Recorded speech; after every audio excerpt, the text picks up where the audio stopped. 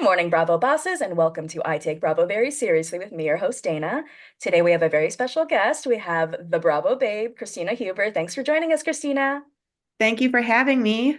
I am so excited for you to be here. Those of you who don't know Christina, she has an amazing Instagram account at the Bravo Babe, and she's been on Watch What Happens Live. She's been on Two Teas in a Pod, so she definitely is like really good person to know in the Bravo sphere. And so I'm very excited to have you today. So welcome, and Thank let's get you. into it. We've got lots to talk about.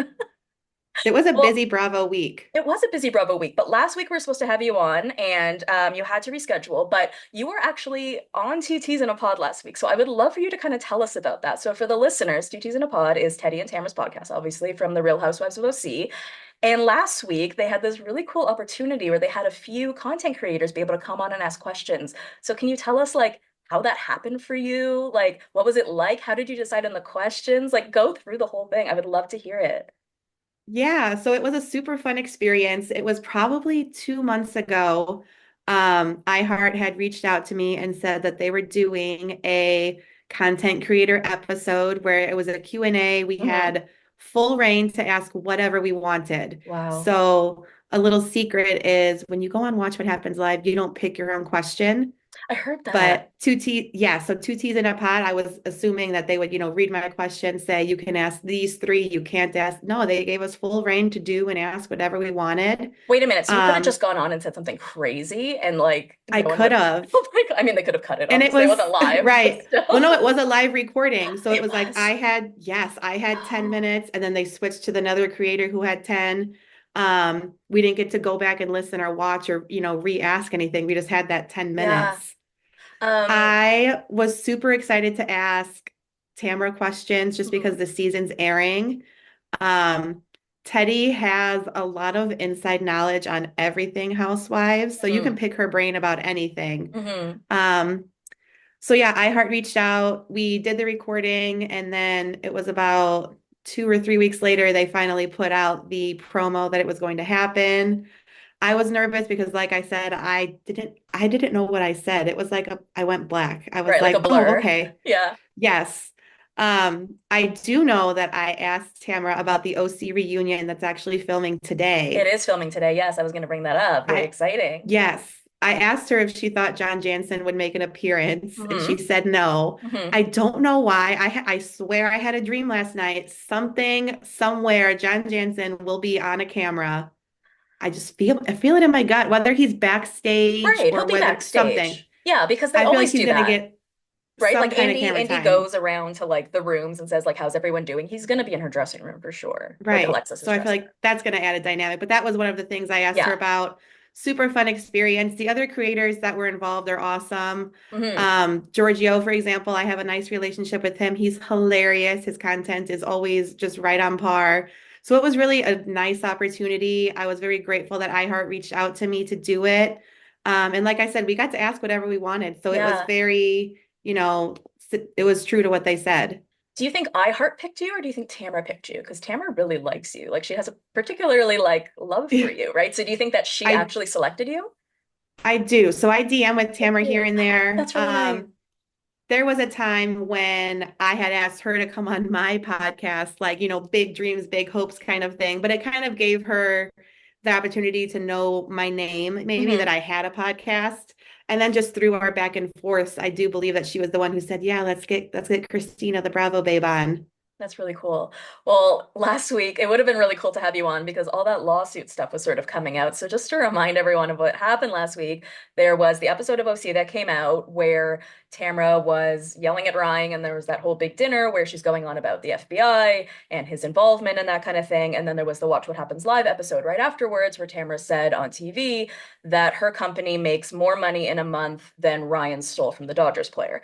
That clip has now been removed. And what's actually funny, just FYI for you, so Watch What Happens Live comes out on Thursday. We in Canada don't get any of these channels. I have to like finagle all these things to be able to get like Bravo TV. We actually did not, we don't have Mhm. Bravo TV in Canada, the channel. We just got it 1 week ago. I'm not kidding. I'm 41 years Oh, old. Bravo really? as a channel doesn't exist until 1 week ago. So we just got That's Bravo. like major. It's insane. That needs to So be celebrated. it really needs to be celebrated. Like you have no idea all these like little illegal websites I use to like watch TV. It's Oh, crazy. Like I live in an igloo, so I don't.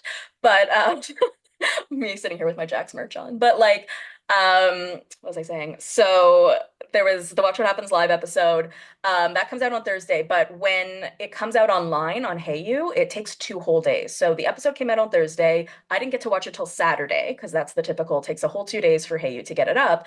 And the clip was still in there. So it wasn't until Sunday, I think, that it was actually taken out because it was on Saturday. So last Saturday, where Ryan sort of went ham online and it was all over the All About the Real Housewives podcast Instagram page where he was basically saying that he had served Tamra and that he had implied that a lawsuit was happening. Everyone was talking about it, everyone was losing their minds. And the only thing that just sort of plagued me about it was that there was an envelope sitting in front of Tamra's door that said Tamra Judge.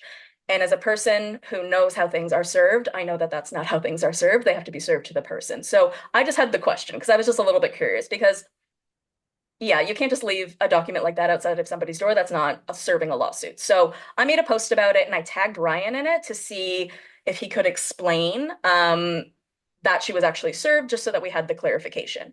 Then someone reached out to me in the DMs, and this was like a very bizarre situation. And I can't go into detail about who it was, but it was a very reliable source who explained to me that this was a cease and desist. And this is what we all know now. We know it was a cease and desist. Right, And even right. though the way he had worded it had implied that it was a lawsuit, but my understanding from this information was that he was going to sue her, that he had hired Jim Bellino's lawyer, and that it was because Jen got upset and didn't want to go through this whole like drama with Tamara and said, please just don't do this. So Jim Bellino lawyer said, okay, guys, let's do a cease and desist. The cease and desist will have to consist of 2 apologies, one about what she said on Watch What Happens Live and one about what she said on the episode. So we've all seen the public apologies that she's done. There apparently was supposed to be a second type of apology, one on social media and one in a different way. My source was not able to tell me what that way was. I can assume it was like in private to him or something, but I really don't know. So Mhm. since we haven't heard anything, since it's been another whole week, I want to assume that she has met that criteria. Otherwise, the lawsuit would have gone full form. So when you saw all that coming out right after your episode of Tamara, what were you thinking? Well, the episode came out and I was thinking, wow, this is a hot mess of an episode. It kind of made me like grab my fist. I was like, oh, this is like happening. You can tell when a housewife has too much to drink, and you can tell when something that happened maybe off camera that they wouldn't normally bring up, that liquid courage, it happens. Is that And what you think? You think she that, wouldn't have brought it up if she wasn't drinking? I don't know. I want to say they were going back and forth about the podcast that Ryan was on. So she had some fire. She was ready to Hmm. go at him about the podcast. Maybe she wouldn't have gone as far. I don't Hmm. know. Hmm. Um, Regardless, though, it was hard to watch because I mean, you can love your housewives, you can like your housewives, but then you don't always have to agree with what they do. And that was one of the situations I was in, which is fine. I definitely think that in that whole dinner scene, the person who held themselves the best was Jen. I Hmm. think that she opened her mouth when she knew that she could say something that was like going to contribute. Nothing, she wasn't going in there just to spat words back and forth and argue. So I think she held herself together very well at that Hmm. dinner. I do feel as though the fandom is very in a position of we have to feel very black and white because I love the way you just said that. I don't have to love all the things my housewife does, but I can still like her here and there. But I feel like last week it was like, well, we have to decide whether we're Team Ryan or Team Tamra. And I don't think we have to necessarily do that because obviously Ryan was involved in this, finaglement of a MLB situation. MLB? Major League Baseball, Yes. MLB. He Yes. definitely was involved. Like he gave testimony that we're never going to see. So there was definitely involvement. But I feel like as a fandom, and I feel like especially since Scandival, we always have to feel like we have to pick a side. And no one is 100% right in any situation. So I don't know why we're like that. I just kind of wanted to mention it because I was sort of feeling weird last week, feeling like, okay, well, I agree on Ryan on the situation, but then you have all these Mhm. people going, fire Tamara, destroy Tamara. And it's like, well, no, because she is great TV, right? We can't say she's not great TV. Right. So She they was brought fired back her. for this. Right, right, Right. right. And so we complain when we have boring housewives, then we complain when we have like a little bit aggressive housewives. So I think it wasn't maybe a good look for her, but she didn't murder anyone, right? I feel like we're always saying that about these Right. Bravo libs. She didn't murder anyone.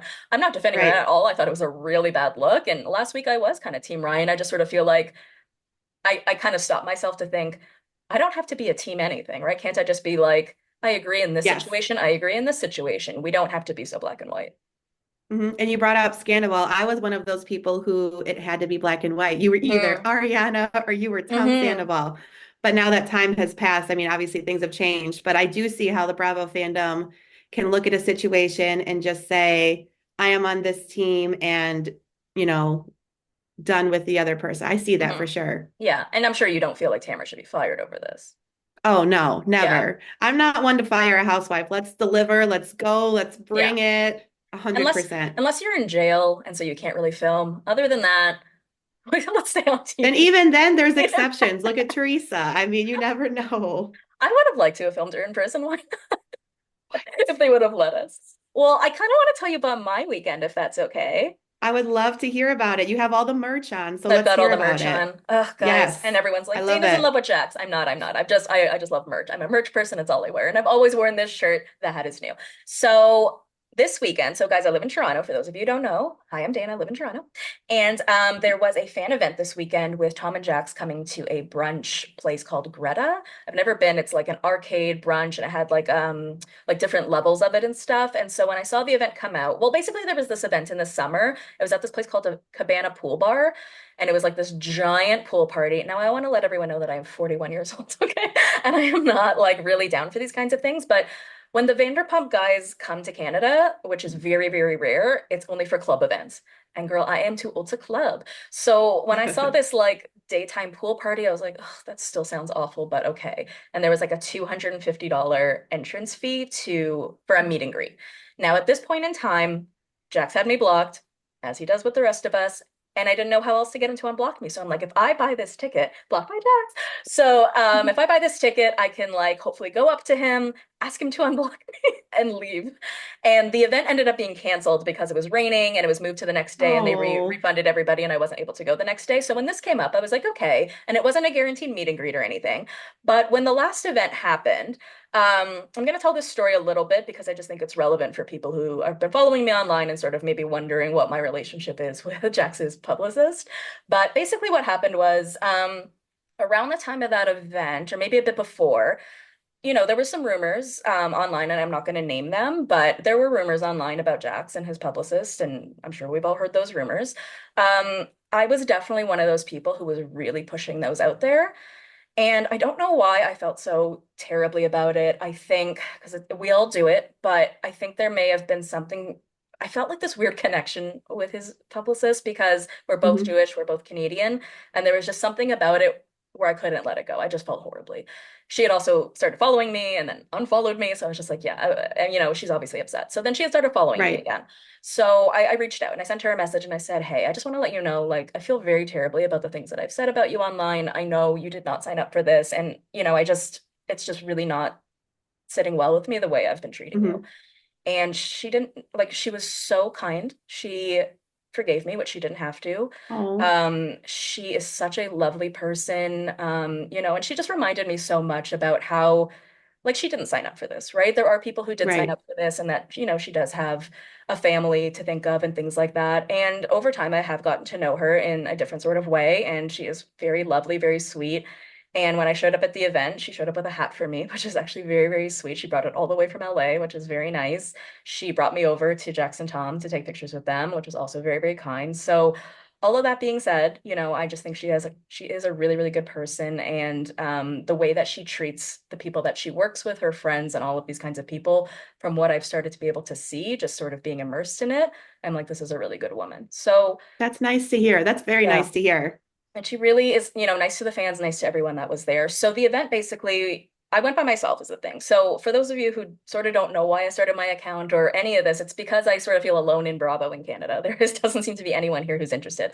So I knew I'd be going to this event alone. And I actually had this really interesting idea because I don't really like like meeting new people. I'm kind of an introvert and I knew it would be sort of weird, but at the same time, I was very excited about the idea of a whole room of girls that love Vanderpump Rules. I'm like, I've never been in such a room, right? Like Yes. it's almost like It's major. it's your people, right? It's like these are going to be Yes. my people, but I didn't know how it would go. So I had this idea. So I walk in, sort of pretended I worked there, and walked up to groups of people and said, "Hey, I'm taking content today. Would you like to tell me what your favorite VPR moment is? And I'll put it online."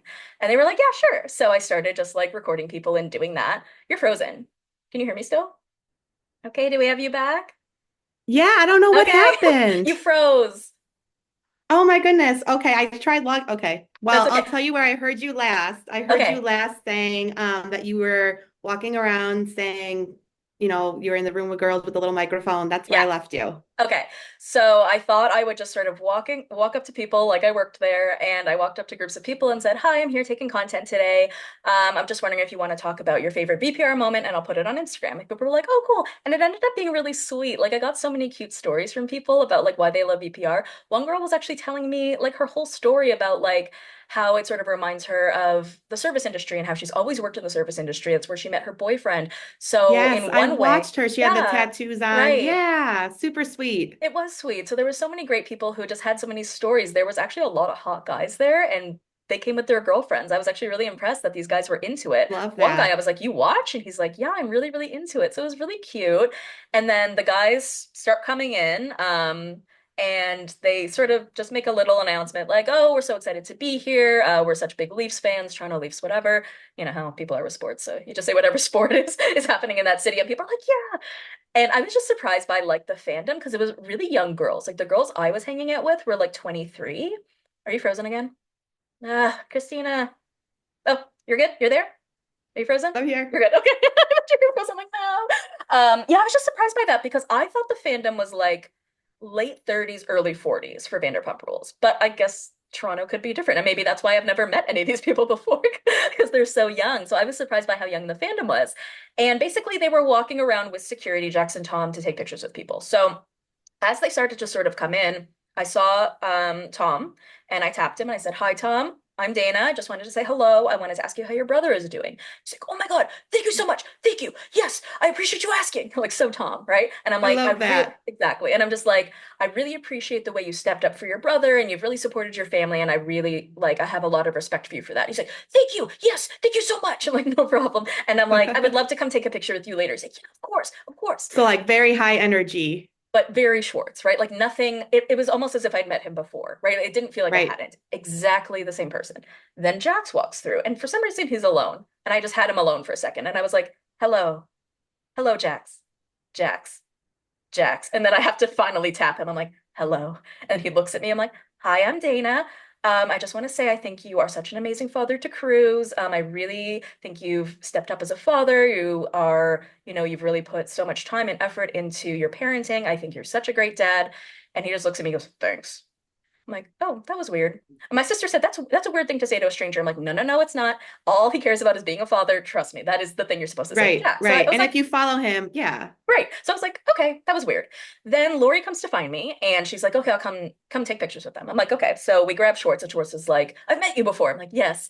So we take a picture and that's all fine. And then she brings me up to Jax and I had this little story to tell him. So I said, first of all, I was just like, again, because he doesn't remember me from 10 seconds ago. Again, I think you're such a great father to Cruz, yada, yada, yada. But I want to tell you this funny story. So way back when I started talking to Lori initially, I had mentioned to her that I was going to go to that pool event to meet Jack so that I could have him unblock me. And she goes, "I can do that for you." And I was like, "Oh, that's right. That's right. Right. That is what you do." So this woman spent an hour of her life one day trying to unblock me from his block list. Couldn't find me. Couldn't find me. I am permanently blocked. It is the weirdest thing. We could Oh not my figure it out. goodness. So I'm telling him this story thinking it's cute, right? I was saying this queen of a woman spent an hour of her life one day trying to find me on your block list, couldn't find me. So I'm permanently blocked and I wear that as a badge of honor. Wouldn't you think that's a cute story? I Mhm. think so. And he goes, "I wouldn't have blocked you if you didn't do something wrong." And I'm like, well, the thing is, I think, and to be honest, okay, I'll tell you what I think it was. But what I said to I him would have was, been speechless. I was like, "Well, dude, you block everyone. Are you kidding? You literally have merch that says blocked by Jax. Like, are you kidding? Are you kidding?" So I was like, Right. "Well, what I think it is I think a bunch of people were tagging you in my comments and I think it annoyed you and I think that's what it was." He death glares me. And I'm like, I promise I didn't say anything bad about you. Death Do you think that glares he me. knew the name of your page at this No, point? I hadn't even said my name. Hadn't even said any of that. So he doesn't know Oh, who I am. And he's had me blocked for so long, he wouldn't even know. And I haven't even had this, I've only had this account a year, right? Like I'm not like this long-standing, person in this community. So no, he had no idea who I was. He was just in a really bad mood. And so he's just death glaring me. And I literally, I can't even believe I said this. I said, I promise I'll never say anything bad about you again. And then I realized, why would I say that? That's not a it's one good, of those moments where you're like, that's not a good commitment. So I was like, can I take a picture with you? So we take the picture and I walk away. I'm gonna be honest with you, like a little disheartened. Like I didn't go there being like, oh my God, I'm gonna meet Jax Taylor. Like I'm 41 years old. Like I'm not like fangirling around right, there. right. That being said, a lot of girls were. I actually heard a girl in one of my videos being like, I can't believe they're that close to us. It's Oh really my cute. God. So I'm like, okay, that was a little disheartening. That was a bit weird. So I mentioned it to Lori, and she's like, "Oh, he's been having a tough like time." I'm like, "Yeah," Right. It and was a then long couple days after mhm, prior to this for him. Yeah. yeah, but I thought they just so I started talking to some other creators about it, and they were like, "Oh, he's just like that when he meets fans. He's always like that." And I was like, "Oh, like I didn't know that, right? I just thought it was." I didn't think it was personal because he had no idea who I was, but I actually just thought those guys liked doing these fan events because they do them all the time, right? They're going to Calgary soon. They did the bar crawl thing. They love BravoCon. They love all that kind of thing. And you can tell that Schwartz did. He definitely, Hmm. if meeting fans was a job, that should be Schwartz's job. Like he's very good Yes. at it, very Yes. engaging. I just assumed Jax liked it too because he always does it too, but I guess he doesn't. But I will say that he did issue me an apology. I'm not going to play it, but Lori had him send me an apology video. Stop. It's like my own personal cameo that I got for free. It was very sweet. I will, just keep that Lori is personal. the MVP, is what she is. I was kind of mortified. I'm like, you did not have to have him do this. Like I'm fine. Like I didn't cry myself to sleep or anything. It's no big deal. At the end of the day, I had a lovely time. It was a great event. So I'm happy I got to do it, but I just thought that was a funny story. That's a good story to have. See, I It have is. never met Jax in person, so I don't know how he interacts with fans. I did meet Schwartz at BravoCon, and just like Hmm. you said, he's high energy. The first thing Hmm. he said to me was, "Hi, what's your name?" Like Oh, he seems like he wants to engage and yeah. be there. Right. They both were exactly how they were on the show, right? It didn't feel like I had never met them before because Schwartz was being his typical high energy self and Jax was being a little bit crusty, right? And that is just who we saw on the show. So yeah, it Right. didn't feel like I was meeting people I'd never met before. It was just like, hey, Jax and Tom, how you guys You got what doing? you saw, literally. Yeah. Yeah. Yeah. Literally, literally. Well, to move on from that a little bit, but kind of stay in the same vein, annoyingly, there were those documents that came out this week. I think you were the first to post it. So they were these pseudo divorce documents that, did you find them on Reddit? Is that where you found it initially? Or just walk I us through did, how you yes. found So it. it was a subreddit on Okay. Reddit. Vanderpump Rules community, I believe, was the Reddit page. Is that how you call work it on Reddit? I'm new to I'm not a Reddit, Reddit but for when I the dove in, so it was a subreddit blocked by Jax, and then I believe it was number one pod right. is who originally found it. Regardless, shout out to them for finding them. But yes, I did see them on Reddit. I shared them on Twitter, on X, and it took off. And a lot of people made assumptions, and a lot of people, gathered what they could from the information. And my gut told me that he effed up and that he didn't know what he was doing. But go Yeah. ahead and like let's talk through it. Yeah, so for the listeners, it was basically like divorce filing documents, and there was lots of different check boxes on them that have different words next to them. And he was checking off boxes that were probably incorrect. So there were boxes that said things like date of separation, date of filing, birth date of child, just normal things like that. But there was a box he had checked off that said never married. But I knew he had made that mistake. That seemed obvious to me because later on in the document, he had cited the date of marriage, which was June 20th, 2019. And so, like, we know they were married. Like, and Lance Bass even like confirmed that online. I don't know if Right. you He saw had the to, comment. yeah. Yeah, he jumped in online to confirm that they were indeed married. And Brittany also jumped in online to say, I know that paperwork is hard for some people. So those were cute. Yes. What was the other thing he got wrong? Oh, it looked like he was granting Brittany sole physical and legal custody, again, just based on the way he checked off the boxes. That is Yes. something that sparked me as no, that can't be correct because, as we all know, Jax loves being a father, and I highly doubt he was signing over full custody to Brittany. That just didn't make sense. So, as you know, within like minutes, everybody starts coming out with like what this really is. And I guess a rep for him, I don't know if it was Lori or who does this kind of work, but explained that he checked off the wrong boxes. Usually, this sort of paperwork is done by a lawyer, and unfortunately, he did not hire a lawyer. So he haphazardly checked off the boxes just to sort of move through his part of Very the divorce careless. proceeding, very careless, Like, and that those corrections will be made in due time or very speedily is sort of what we read. right. And he has now since hired Kevin Federline's attorney Hmm. to help him with handling these documents from now on, Right. handling the divorce proceedings from now on. Shout out to him for finally getting representation, but I mean, come on, you couldn't have picked somebody else. Different Yeah. attorney. It's funny. I feel like there's such few attorneys in LA. It's like you gotta hire two Right? brothers or I or thought the something. same thing. I was like, it's slim pickings out It's slim there. pickings. But you're right. I am glad that he did hire an attorney. And this is no slight to Jax. None of us are lawyers, right? So it would No, behoove you no, it would be in your best interest to have a legal representative helping you with legal paperwork for any of as us. one should. Any of Yes, us. as one should. Okay, so what else do we have before we get into some episodes? I Oh, am glad that the Jack stuff was cleared up though, yeah. because it took off like wildfire. I Hmm. made a video about it. It I did had take since off. added to the video, this is what we first had. This was, Hmm. the info that we had at the time. Now we have the rest of it. Right. So I'm glad that it's now okay. Cleared He's up. not giving up his son because that Right. was headline news for a day. It really was. Terrible. But again, I was like, as soon as I saw that, I'm like, that can't be right. That has to be a mistake. He can't, I think I messaged you. I'm like, I don't think he knows what he has said, What he's right? doing, Right, right? right. So yes, I'm glad that that's cleared up. But he did have an episode just on Friday of his podcast, and he usually does like fan questions and stuff. And he said something interesting that sort of stuck with me. One thing he said was that Sandoval has been really close to him since the divorce. Sandoval has really been reaching out to him a lot, and they've been quite close. But he said something like he thinks Sandoval has PTSD from all of this, like Scandoval, and he doesn't think he'll ever get over it. And that made me kind of sad. I That was the first time I kind of felt sad for Sandoval. Like if he has like a real medical condition now because of this, like that feels too far. It it does feel too far if somebody is getting to the point where physically it's affecting them, mentally that is too far.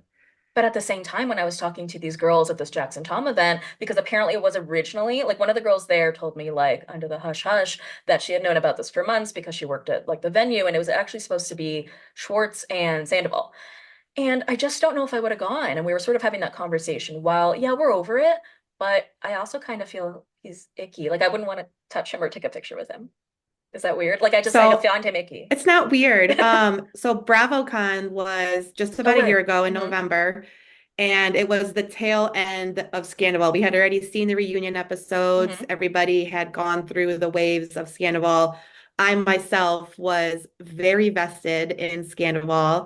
Me too. I had gone to a Most Extras concert before. Oh, really? At the height of Scandal, I went just to get fan reaction to see if people were really there to enjoy his music or if they were there to, Team Ariana the whole time, Out of which curiosity, was what did you find? Oh, it was Team Ariana. that was the case. Yeah, Okay. I did probably 7 or 8 little interviews, and it was at the time nobody was going to listen to his music. They were Hmm. going to boo him, Okay. which is terrible. And I went there to get that reaction. But BravoCon happened, and you get time slots for people that you want to take photos with, and you have Hmm. to register. It's this whole I've never been. crazy process. Okay. It's crazy. Obviously, Schwartz and Sandoval were not my first pick for a photo op, but they were who was available, and I grabbed that slot. As I'm waiting in line to go meet them, I'm thinking to myself, like, do I say, "Hi, I'm Christina, and I run the Bravo Babe page"? And then I thought to myself, I don't want to do that to him because what if he knows of my page and says, I don't want to put him in that weird situation. So I went there strictly as, just a fan wanting a picture and meeting them. And I posted the photos and I got so much backlash for posting a Yeah. picture with Tom Sandoval. And this was after the fact. This was, we had already seen the reunion. We had gone through the fate. So I feel like we go back to the black and white thing with fans. Hmm. And that's one situation where I feel like it's still pretty in people's heads that they're not a Sandoval fan. And I do agree with you that it's kind of to the point now where if he has PTSD and Jax is talking about it and it's something that he's living with, then as fans, it's been time to reel it in for a while. I mean, we're trying. And I mean, I guess we'll have to see what comes next season. It's hard when he says stuff that's dumb. It's hard for Oh my us not gosh, to terrible. And I'm react. not advocating for him in Yeah. any way, but I do agree It's with what you're saying. it's a delicate dance, especially for us as content creators and podcasters to speak our minds, but also be kind. We don't want to like harm anyone, but we also like we love to gossip, right? That's what we do. And so Right. it's a difficult dance. But I think let's get into some of the episodes that we had this week. So we're in full Bravo force now. We have four shows on. Well, we're recording this on Sunday, which means tonight is Potomac. And that's going to be the first episode, so we won't get to catch that. But we've had RHONY premiere, Real Housewives of Salt Lake City, Real Housewives of OC. We're back in the swing. Honestly, there was a period of time there where I'm like, what's going on? There was like a lull and like a break Yes. where I'm like, I have nothing to talk about. So it's really nice to have all this stuff.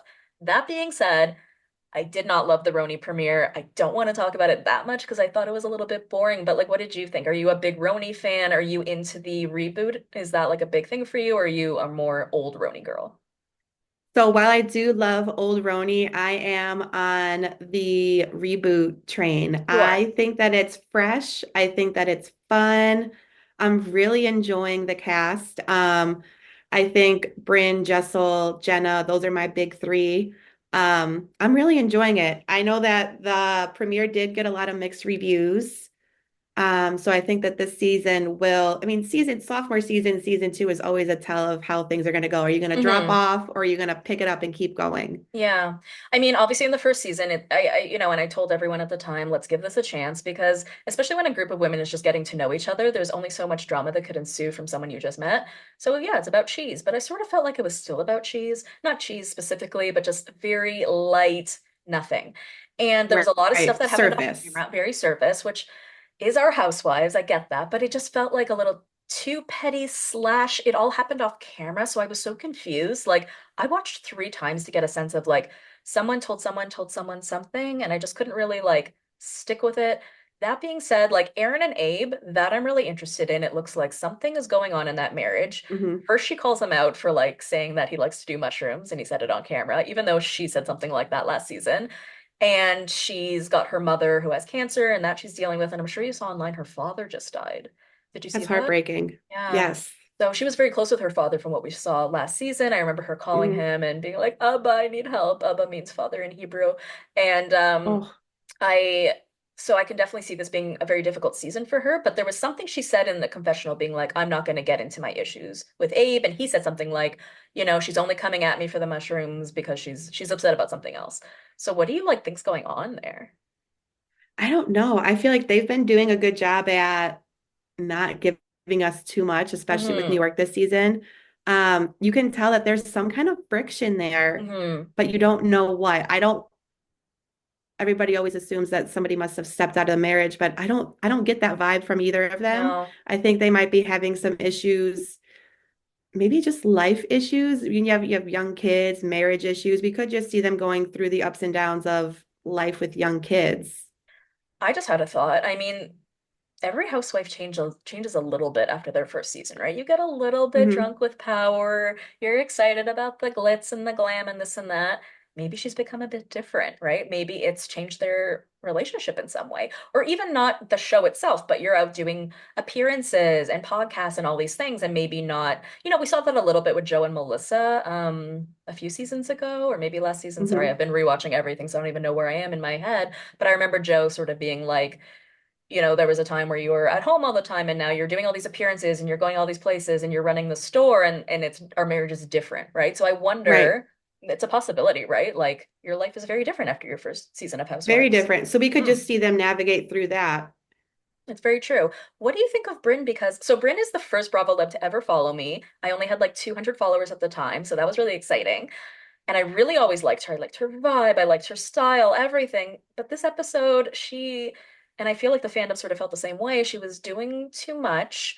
And I felt like she was also, I don't know if she was like lying, but she's sort of like yeah, she's sort of like saying She untruths was or bringing up definitely things that old. were over exaggerating, is maybe the word. Yeah, it's like somebody told her, Yeah, please clarify it um, for me because I cannot remember all the nuances of all the little he said, she says. it really was. I'm trying to get down to it too. So Somebody's they were at former. right, they were at the group scene. And she is saying, oh my goodness, who told Sai? Was it Sai that told her? Side. Are we talking about the poor or the Jenna's? I hate Jenna. So I do think that it came out of Bryn's mouth that she said, Erin said you were having financial difficulties. And I do believe that she brought up the Uber charge. Hmm. Um, so she was definitely being messy. Hmm. I think she was putting words in people's mouths. And I think That's the thing. she was doing it for shock value. Yeah, And that's she the knew that problem. she was doing it and she was caught. And that's why it looks bad to the fans because she was caught and we all saw it. And you can lose the fandom so quickly. It really can lose at the drop of a hat. She can go from like number one to number zero. And it's crazy because I actually really loved her tagline. It was like, why, why go after the father if you can be mother or something like that. I really liked it. Love it. I And I saw do. all these people being like, you're not mother. Who do you think you are? I'm like, oh God, okay, okay. That took a turn. We also got the two new housewives. We've got Rebecca Minkoff and Raquel. I don't remember her last name. Rebecca Minkoff could have just not even been there. She didn't even say anything. So we didn't really get anything from her. Is she full time or is she friend of? Do you know? I believe Rebecca's full time. Okay. So hopefully we'll get a little more. I mean, it could have just been a weird one episode, but Or maybe Raquel, she is friend. You know what? With that in Salt Lake City, all the new it's so friends and confusing. faces, it is. Yeah. Now, a lot of people like the new girl Raquel, and I'm gonna go out on a limb and just say that I don't. I think she's nice and whatever. I just feel like she doesn't fit the vibe. And I know that New York has a different vibe anyways, but like there is just sort of a typical, vibe that comes with Housewives where it's like the upper class, the silly, the ambiance, the overindulgence, all of that. And she just didn't give me that sort of thing. She was more down to earth. Sorry. Yes, that is sort of how I'd explain it. She's more of a down to earth gal, and what we sort of expect from our housewives is the opposite of down to earth. And so I just Right. didn't feel like she fit for this show. And I feel like I'm the only I one feel that like, feels like that, but that was just my opinion. no, I totally see your Oh, you opinion. I do? think from what we briefly saw of her, I think that she seems like a cool girl. Hmm. I don't think she seemed like a housewife, Right. you Yes. know? Yes. Yes. Thank you. Okay. Because I So was she like, might be how do I nice to communicate pop this? in. Yeah, she might be nice to pop in for some group scenes and have that dynamic there, but I didn't see her as leading her own episode as a housewife. Yeah. And what did you think of Jenna Lyons coming back? Were you surprised by that? I was surprised she came back, and I'm annoyed that she is going the route of being completely private with her relationship, not even mentioning her now fiance's name in her confessional. Right. I didn't even If you're realize gonna that. You're come right. back, if you're gonna come back, let's do it. Right. You know, And you to want to give keep us it private, but to ugh, give us the girlfriend's mother and not the girlfriend, and the girlfriend's mother who you just met today. Like, how did you convince this woman to go on camera that you've in her never met closet, before? right? Oh, and come meet my other friend Raquel. Like that was interesting. So we'll see how that goes. But I'm glad that she came back. I think, and now that the women all have more of a connection, like it was, even though everything happened off camera, which sort of makes sense, it's been a year, it was nice to hear that there were all these stories of things off camera because they were hanging out, right? Like Yes, so and so yes, they were needed an Uber. That means you guys were hanging out, right? Like you guys are friends now. That's right. great. So the dynamic is real. So when you Right. see them on camera, it doesn't feel too forced like it did the Exactly. first season, right? Exactly. Is there anything else you want to say about RHONY before we get into Salt Lake? I mean, I'm definitely excited for it. And Hmm. anybody listening, I just want to tell you, and you There's too, people my listening. friend, Kidding. just yeah, you too, my friend. Let's give it a little bit more of a chance. I have such high hopes for this Okay. season. I really think the cast can deliver. So let's give it a couple more episodes and Okay. then we'll come back to it. I will do that for you, Christina. I will do that for Thank you. you. Thank Okay. you. Let's move into Salt Lake. So my favorite part was like almost like initially because they're all going to Milwaukee or Milwaukee, and Mary wants to take her own plane because she feels like there will be too many people on Whitney's private plane. She's like, all 19 of you guys. So do you think that means that Mary was taking her own private plane or she was taking like a domestic flight with the rest of the world? Like I was so confused by being like, your private plane is has too many people on it for me. Right, right. That's so funny. There is not many private planes flying into Milwaukee. I am a Midwest Good girl point. myself, and let me tell you that I'm sure she probably flew American and got first class. Like, I don't think she flew her own plane, you think? I mean, that was a American very Airlines Mary, first class. but her argument was she didn't want to be amongst the people, right? I was just sort of Right. confused. But whatever. It is so Mary, and I love how Whitney's like, yeah, if it was So anyone else, Mary. I'd have an issue with it, but that's you. That's fine. That's Mary. I do want to get into the Brittany of it all because there was a lot this episode with her and the Osmond. I keep forgetting what his name. Jared? Is that his name? Jared Jared or Osmond. Joel? Jared Yes. Osmond. So we see throughout the episode and even throughout these few episodes, right, where she's in this pseudo relationship where they're best friends, but she's in love with him and they're in a relationship, but they're best friends, but they break up all the time and it's very confusing. And I think she's probably in her 40s, but this relationship feels like a very juvenile high school type of thing. And while they're in Milwaukee, he's texting her. He's like, oh, I forgot to text you back. And Lisa's trying to like get involved to sort of make the whole situation go away because she wanted her to have fun and be like, hey, hey, Jared Osmond, we're busy with the girls right now. We're having a great This guy time. that calls you his best Yeah, friend, like right. leave him. Right. But then we get to them, I don't know, they're at a sporting event or something like that. And Angie has information from her brow girl that Jared has been like DMing this brow girl. And Brittany's reaction, I actually liked her reaction because a lot of women will sometimes sort of come at the person who's telling them, be like, how dare you say this stuff to me? You're a liar. But she believed her right away. She took it in and she went off and, processed it and was really upset, which is totally understandable. But this relationship is confusing. So I don't know if you saw these messages online from Jared. So there was a couple of messages that he posted online about their relationship. And I just want to read them so that we can chat about it because it'll give us some context Yes. for like what's going on here. So Yes. Let's this chat came, about it. And then I have some yes, you do have behind the some stuff. scenes tea about Yes. it. Yes. Okay, so this came from Bravo and Cocktails. So this is what Jared said. He said, for the record, Brittany has a job on the show because I decided to go on. I give her relevance. I give her a talking point. She promised me that she wouldn't take our love on camera, that it would be best friends, hence the reason for all the best friend comments. I went against my better judgment and I filmed with her thinking that she would not, or that she would hold to that. She did not, obviously. I've stepped up to give her all that she has needed to make herself relevant on the show, and what I got in return was a woman that dumped me and makes me look like a complete idiot by the time this is all done. Also evidenced by some of her TikToks. Not a happy camper.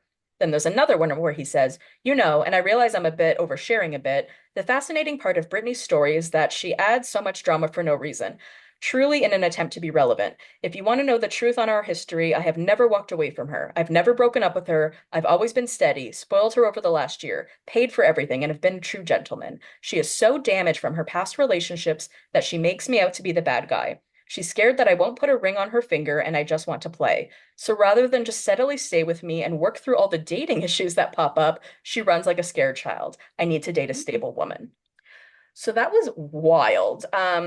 Again, we don't know her well, but she seems like a very, I hate using this word now, demure kind of person, like a very like quiet, meek woman, not like the person that he's sort of giving her off to be. But what I also Right. found interesting about this is like, what about the brow girl? What are you talking about Right. to say that you have been with her consistently when what about the brow girl? We saw those What about the brow DMs. girl? Right. Right. So seeing her and him in the episodes, you feel uncomfortable. You feel like it's forced. You feel like it's weird. You feel like she really is doing this for a storyline Hmm. because that's how it's coming across, right? And especially Wait, you feel hearing like and she's seeing doing this those for messages. storyline? I do. Really? So the Okay. Tell me your whole so the thought. reason so and I did not think that at first. Okay. I started to think that recently Okay. with um Jared Osmond has been doing podcast. Well, not a podcast. He did a Twitter Spaces, What's that? which is what that is if you have I'm sorry, X. If you have an X Oh, account, there's something called a space where you can basically like it's like an Instagram live and you can do it with another host. So there is an account, Mary Cosby's fan page on X that invited him to do a Spaces just 2 days ago. And he went on for 2 hours talking about their love, how they're on, how they have, how he called her a queen, that she's royalty. wait, they're currently Um, on? That's what he said? yeah, And this was that's what he recorded recently, said. I assume. Oh yeah, go check it out 2 days ago. So Where is this again? On Twitter, you said. on Twitter Okay. Spaces, yes. Okay. Mary Cosby's fan page. I can send you their page Yeah. too. And anybody who's listening, I reposted it on my X account as well. But it was a 2 hour call Wow. and he invited questions on from other people. And it was a lot to take in. But after listening to everything he said, I think that she went into filming this season thinking, I am dating Jared Osmond. This is what I have going for me right now, and this is the story that I'm going to tell. And I think that they had a serious miscommunication on how that was going to look on camera because he's saying that he didn't want their intimate parts shared, but he wanted their love shown. So it N- seems No, no, no. very odd, right? Because he said in those messages that he did not want their love shown, and that's why he used the term best friend. So, Right. okay, give me the highlights of this podcast because I mean we'll take it with a grain of salt because it seems like It's he's a grain of contradictory, salt. So but it's what were the very highlights? contradictory. He did agree that he and her bought Louis Vuitton jewelry that night. They did go to Costco that night. They did say they were boyfriend and girlfriend that night. So he went back on a lot of things that he said. The Mary Cosby fan page went highlight by highlight and said, "What's your response to this part of your text message?" And he responded. So everybody go check that out and listen to it. But as far as Brittany and what we're going to see from her and Jared in the next coming episodes, it all just feels very forced. It does, but what would be her goal? Like if she went into this being like we're boyfriend and girlfriend and this is my storyline, what was the story, right? Like was the story that they're not really and that they're back and forth and that's what she wanted to portray? Because that's embarrassing. So this is just my opinion. This is Yeah. the Bravo Babe Christina's opinion. This is what I think as a viewer, as a fan. And from what I've heard, I think that since his name is Jared Osmond, they thought that they might get a little bit of the Osmond lifestyle Mm. in Brittany's story. I think maybe they Oh, thought, and he talks a lot about him being the oldest grandson and how he was more like siblings with the Donnie and other Marie. Marie, Johnny and Marie. He talks a lot about it. Um, and I feel like they thought that they could maybe hold on to that and use that to get her through the season. And by they, do you mean more so the show and production? Production. Yeah, Yeah. that makes Yeah. sense. That makes sense. I mean, I'm interested in this storyline. I'm not gonna lie. Like, it's a more interesting Oh, storyline I'm to me. definitely interested, but it's since it's so up and down and we see now the text messages coming Hmm. out. It's as a viewer, it's one of those things where it's like I almost don't want to know all of this outside information because then it Yeah. skews your opinion of how you're going to watch the rest of the season. It does. And I think that's something you can totally appreciate as a content creator and podcaster. Because, like, initially I came on this podcast to start talking about shows, but then we always have to start off with what's going on online because what's going on online isn't necessarily what's happening on the show, but it also very much informs what's happening on the show and it becomes a piece of it. So during Vanderpump Rules time with the podcast, the after shows, it was so much stuff. And if you didn't watch all of it, you weren't fully immersed or fully informed of what was going on. Same with like OC, so much is happening with like Tamra and Vicky online, and that doesn't happen on camera, right? So you always have to address that stuff too. But I feel like you also had something the other day we were chatting. You had something about Brittany and Lisa you wanted to share, didn't you? Didn't Brittany Brittany and say something Lisa. about Lisa? Brittany did like a TikTok or something that Oh, it was upset Lisa. Monica. Oh, sorry. Yes, tell me. Monica. So, Brittany had posted on Instagram a screenshot of an account that was trolling. And she said, "Oh, hey, Monica," in the corner of it. So she was alleging in her Instagram stories that this fake page was Monica. Monica went on a 6-minute Instagram story coming at Brittany saying, "Listen, girl, you picked the wrong person because Reality Von Tease was so last year." Hmm. So she ripped Brittany apart, right? Yeah. I see this on X. Salt Lake ladies are very active on X.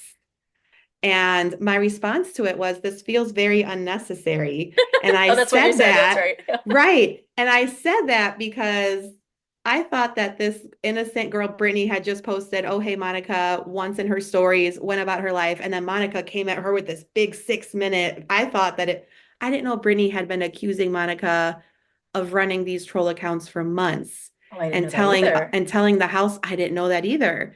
So Oh. Monica came at me and she said, "Do you want to know what's really unnecessary is what Brittany's been doing behind the scenes.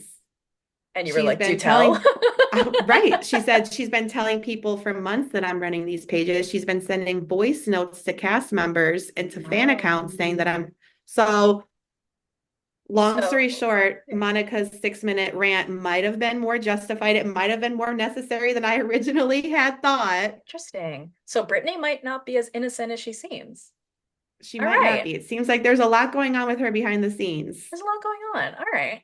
Well, something else I thought that was interesting was that Meredith came to Milwaukee, yay, and she goes up to Heather to try to create a little bit of drama and be like, I don't know if you heard, but Whitney is using these designs from Alibaba from her prism business and marking them up at 10 to 20 times the price.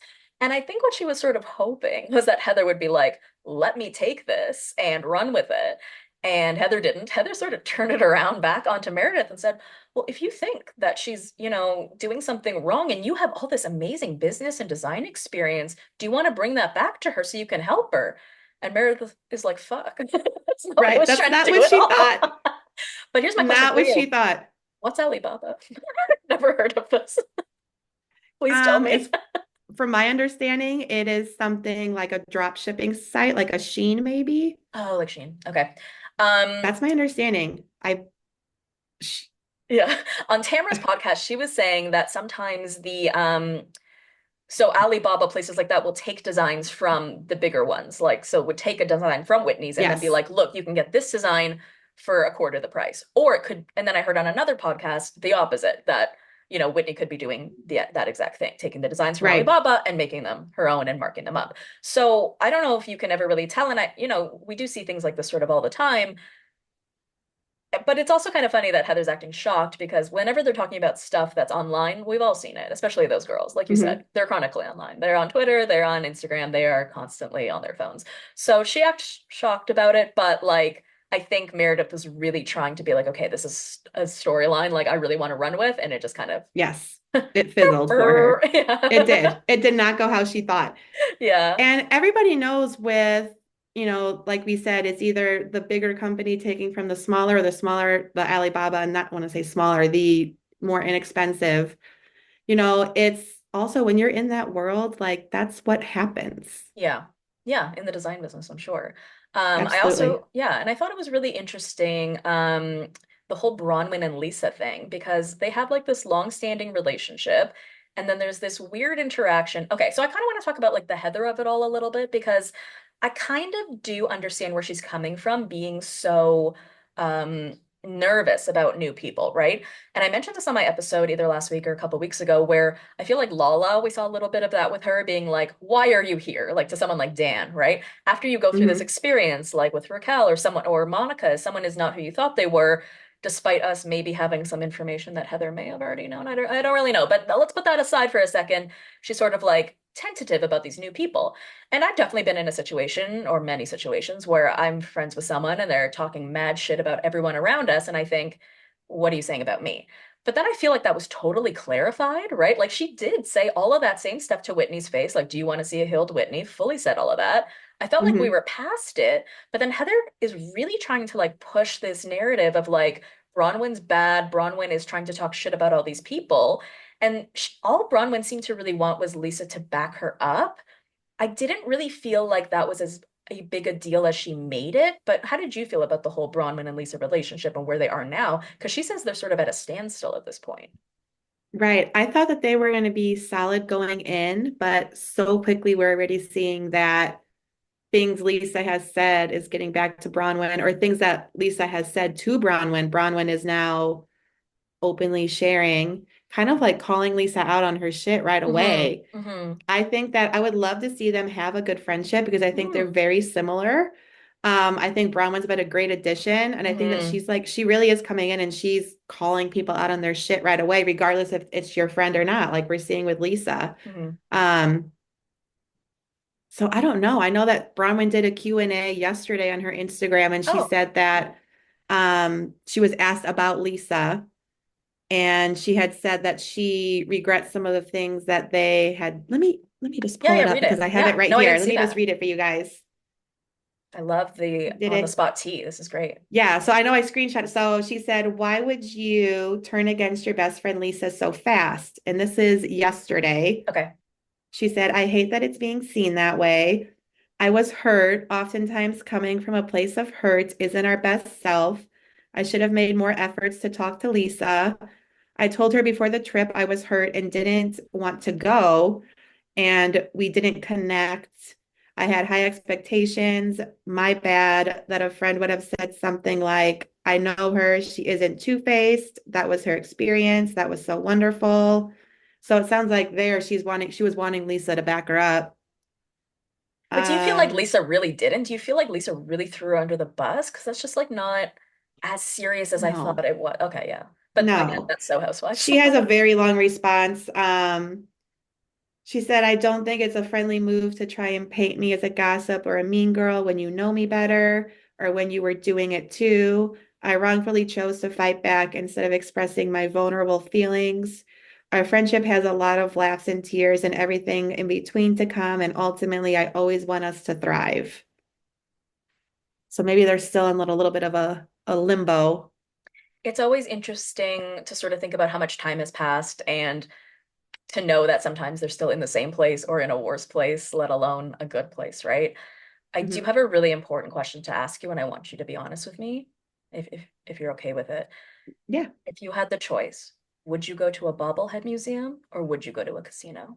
Please be honest. Ooh, I'm going to be my authentic self and Okay. I am going to go to a casino and I am going to gamble my child's tuition. Oh my God, should I cut that out? No, leave it. They're never going to listen. Your kid's never gonna. That's amazing. They're too young. What I thought was so funny was how Lisa's like, gambling and porn and all that addictive stuff. That's what Mormons aren't allowed to do. And did your brain go, ding Zach Affleck, ding Connor? Oh Like, my gosh. weren't We those the can't two even purest start. Mormons of all? Yes.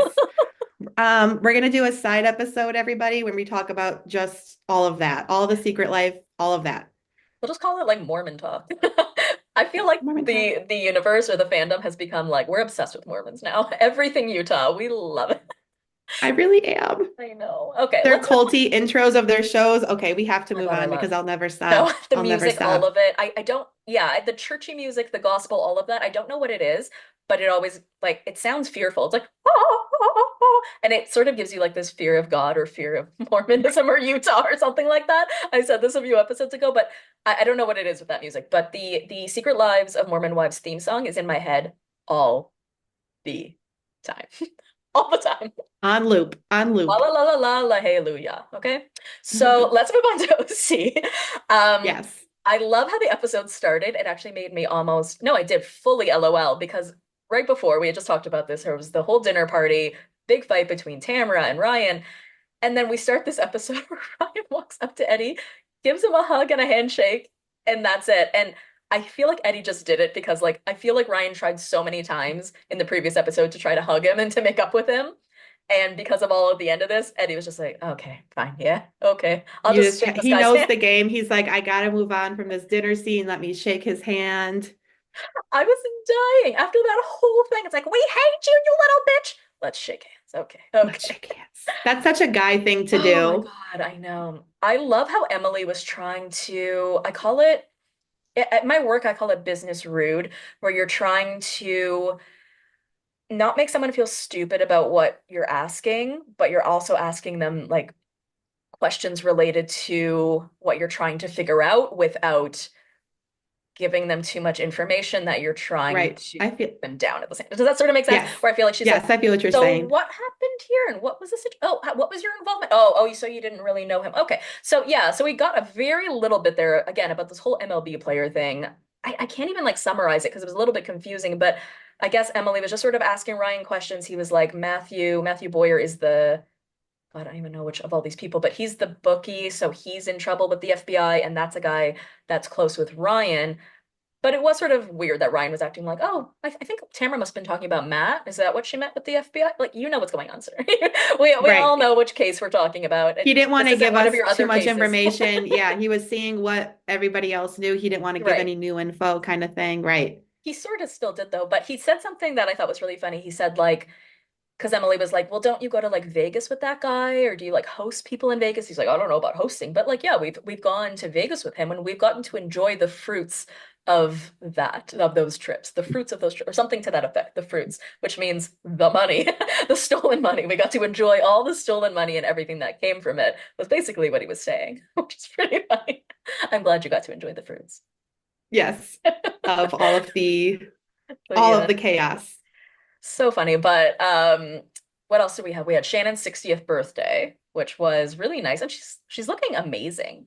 She really I'm is. glad that Like, we had an event where it was about Shannon, and besides the one little hiccup, it was positive for her. They went right. around saying positive things about her. Mhm. She needed that. We needed that episode as Shannon fans. We really did. And unfortunately, there was that one moment where a bouquet of flowers comes for her and it's from Alexis. But I feel like she handled it well. She was like, but I really thought it was funny. Did you notice that all the women's faces like shocked when they Oh found out it was yeah. Alexis? Oh She yeah. didn't ask anyone. She didn't ask any of the women, hey, should I do this? I feel like. I think that she maybe she was mad. You could tell that she wasn't going on the trip. I think she knew about the trip and she sent those flowers because she Oh. wanted to go to Buckingham Palace and take a picture. She wanted to go.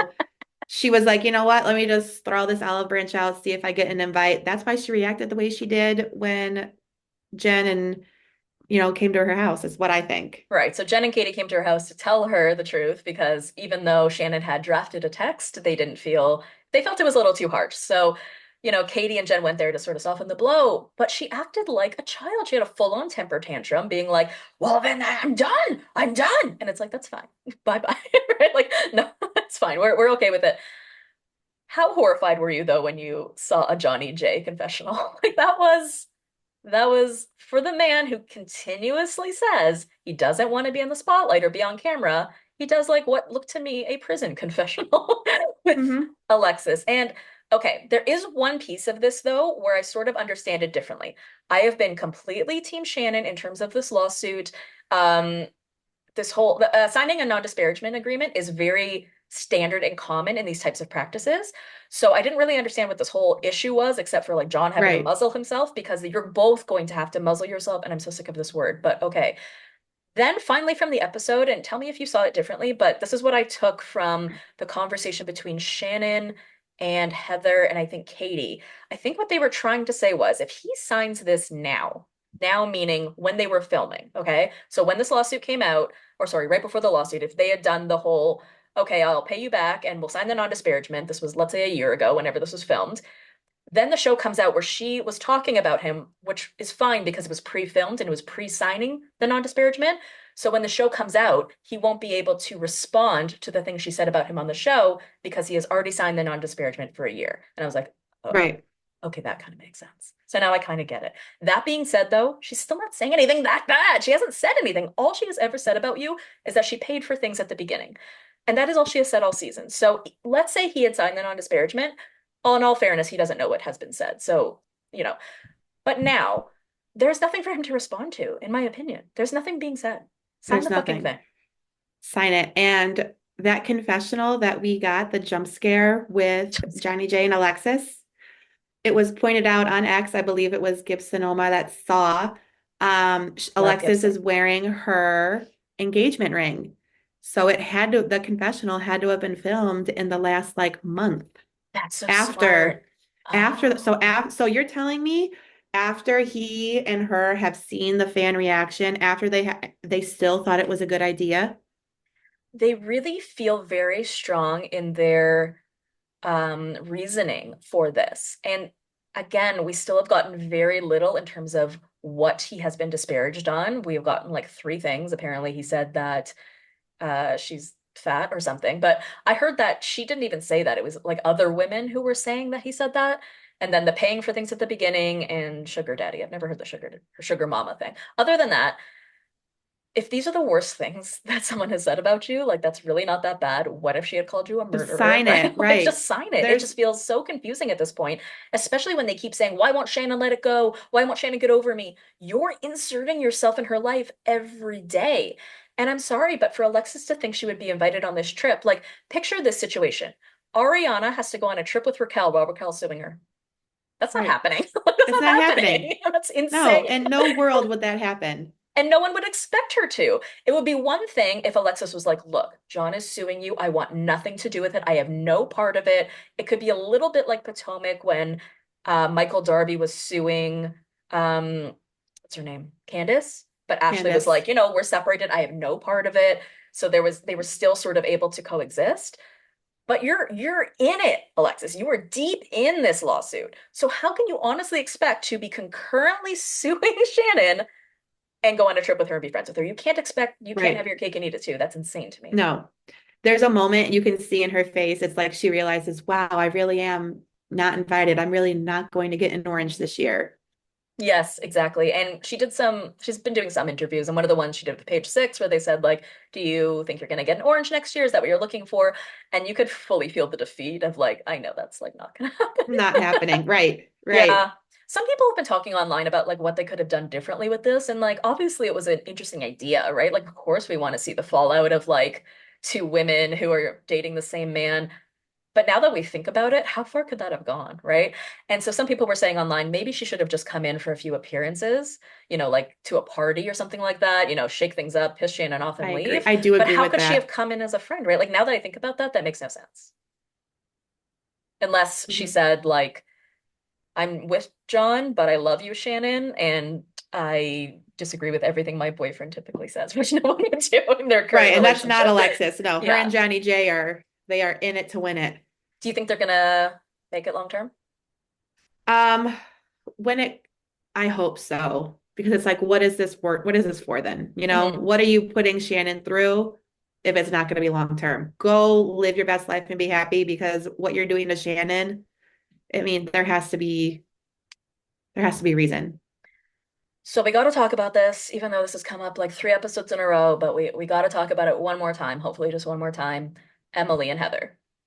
What are your thoughts? Do you think either party is at fault? Do you get one side over the other? Do you feel like either is to blame? How do you feel about it? The only thing that bothers me is the comment that Heather made in her confessional about saying the dress really was too tight. Hmm. That was very not Heather. That was very No. unbecoming. That was Right. tacky. That's the only thing that bothers me. I feel like otherwise, neither of them were in the wrong. I think they were being supportive of each other, truly. And I think that Heather went too far in her confessional, and Hmm. that needs to be discussed at the reunion today. That's something that I would want clarification on because that was a low blow. That was a low blow, and it's sort of, I could be wrong. I wonder if it's one of those moments she didn't understand what she said, because it really felt like that. I'm not defending her whatsoever. I'm just like, it's like you said, that's not something Heather would typically say. So do you Right, understand what you said by that? But with the right. Emily of it all, like, I think, I totally understand where she's coming from, right? You're the only one who had to bring your own jeans. You're wearing the oversized jacket. You are wearing a size 12 when someone else is wearing something else. All of those things are an internal trigger and struggle for her. We all have those things as women, but that has nothing to do with Heather. And I do think that she was projecting that onto Heather because there was nothing Heather could have done differently in the situation. She gave the measurements, right? She did the measurements. She Right. gave them to the lady. The lady came back with the sizes, right? So I really don't think in the situation Heather could have done anything differently. She could have, like you said, in the confessional reacted differently. And because these women are so always defensive and never want to take any responsibility, that's why these things sort of typically blow up. Because Emily was just trying to talk about it, but then Heather's like, "Stop blaming me for this," right? And it sort of becomes like bigger than it is. I Mhm. understand that as your friend, you want her to hear you. Yes, of course. But I really don't think this was Heather's fault in any sort of way. But looking back at last season where everything is Heather's fault, I can see Right. where there's still sort of maybe a little bit of built up animosity within Emily, where she still wants to place blame on Heather for things maybe that really are more of her own triggers. Yeah, I do appreciate that because I didn't think of that from last season also. Last season was actually my first season watching OC, so I've watched every other Housewives, every other Bravo show from the beginning, but not OC because I hear it's bad. So I don't have a ton of the context for like a lot of the history. But last year it was like Right. we all hate Heather, and I started asking people like what that's about, and they're like, it's because she's so rich. I'm like, are you serious? That's that's why people don't like That's Heather. why we're mad. That is a weird reason, guys. Let's move on from that.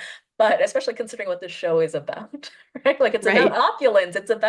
Then again, she would obviously be so much better suited for Beverly Hills, but she's still works very well here. Is there anything else from the episode that you wanted to chat about? I feel like it was a pretty light episode, sort of a filler episode after we had such a heavy one before, but we had sort of those themes at least where we're moving forward, where, we've got a Right. cast trip coming up, so that's exciting. Yeah, it was like it's going to propel us into what the rest of the season is. We have the Right. cast trip coming up. Hopefully, we're going to see, less of Alexis. We'll see more of the other ladies' storylines come to fruition now the rest of the season. So I think it was a good little push-off episode. It really was. One other thing I wanted to mention though about Alexis, I'm sure you saw that post she had a couple of weeks ago where she's like, my truth isn't being told, yada, yada, yada. So I'm going to start telling my truth after every episode on Instagram. And I just had this realization, she hasn't started doing that, has she? To your I knowledge? haven't seen that. Yeah, I No, haven't seen that either. So probably someone told her no. not a good idea. Nobody wants to hear it. It's funny because I was podcasting with somebody else a couple of weeks ago and I was, going off about Alexis and she's like, I disagree. I'm like, you disagree? And she's like, I do think she has a lot more to her. She has a trans child. She has, a family. She has work. Just there's other things about her that are very interesting, but we're not getting to see that, right? And I don't Right. know if that's all her or that's production. I mean, I still think that one scene where we saw them driving up to Big Bear and she's like, Johnny J, Johnny J, Johnny J, Johnny J, the whole drive up, I'm sure she was talking about other things. And I'm sure production pushes it in a certain way. Plus, as a friend of, you don't get to the benefit, I guess, of having your entire life shown. Also, I don't know if you know, I'm actually curious. The situation with her child is her not talking about her child on camera and her child being trans, that whole situation. Do you know if that's a Jim Bellino decision, her child's decision, her decision, production? Do you have any idea? I have zero idea. I only know Hmm. what she has posted about it, which isn't very much. So I'm not sure whose decision it is or if Hmm. it's just something she's not. I don't Yeah. know. Because they dance Yeah, around it so much on the show, right? Because they they had the whole do. event. Sorry, what was the name of the organization? Can you remind me? Heather's I think it was the Family grad. Equality, Family Equality, Family Oh, Equality. oh, it's favorite quality. Yeah, Okay. sorry, Family Equality. And so, like, she kept, hinting at this being such an important event for Alexis too, and for Alexis's family. So we get all of that, but we don't get much more than that. So we know that she has a family that would benefit from an organization that contributes to the LGBT community, but we don't really know what that means in terms of her Hmm. family. So, Right. Right. and I'm not going to say I wouldn't be interested in that, I would, but at the same time, I sort of wonder if we've gone too far the other way, where if, let's say she came back next season, which I don't think is going to happen, but let's say she came back next season with an orange and we got to get her whole life, I'm worried that we are too far gone with hating her, that we're not interested, you I know? agree with that completely. I don't think that anything she's going to throw at us, people are going to latch onto and want to be her biggest fan right now Yeah. at all. Well, I'm just so excited that we are in full swing of things with four Bravo shows. You and I have lots to do, and we're keeping busy. Yes. So thank you so much for coming, Christina. I had such a great chat with you. Can you tell the people where they can find you if they want to follow you and see what you've got going on? Yeah, so X and Instagram, I am at the Bravo Babe. I have a TikTok that I occasionally like to try to use. That's at the Bravo Babe. And then Gossip with Bravo Babe is my podcast. Episodes are on YouTube from last season. So hopefully we'll get this season going soon and everybody can check out the new episodes. Thank you so much, Christina. Thanks for coming. Thank you. I'm glad I did this. It was fun. Love you, BBs. Bye bye. Bye. Thank you for listening. This show is brought to you in partnership with Hurrdat Media. If you want to listen to this show or any other episode, you can do that on Apple Podcasts, Spotify, iHeart, or wherever you get your podcasts. Subscribe to Hurrdat Media's YouTube channel to watch my full-length video podcast episodes.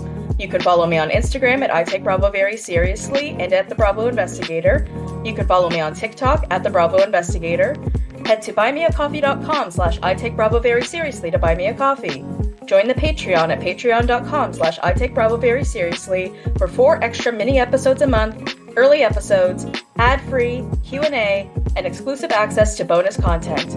If you enjoyed the show, please leave me a 5-star review. Love you, BBs. See you next time. A Hurrdat Media Production.